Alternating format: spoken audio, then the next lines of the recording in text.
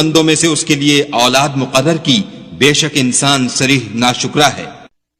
क्या उसने अपनी मखलूकात में से खुद तो बेटियां ली और तुमको चुनकर बेटे दिए, हालांकि जब उनमें से किसी को उस चीज की खुशखबरी दी जाती है जो उन्होंने खुदा के लिए बयान की है तो उसका मुंह स्याह हो जाता और वो गम से भर जाता है। क्या वो जो जेवर में परवरिश पाए और झगड़े के वक्त बात न कर सके खुदा की बेटी हो सकती है? और उन्होंने फरिश्तों को कि वो भी खुदा के बंदे हैं खुदा की बेटियां मुकर्रर किया।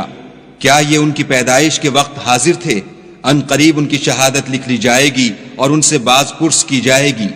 और कहते हैं अगर खुदा चाहता तो हम उनको ना पूछते, उनको इसका कुछ इल्म नहीं, ये तो सिर्फ अटकलें दौड़ा रहे हैं।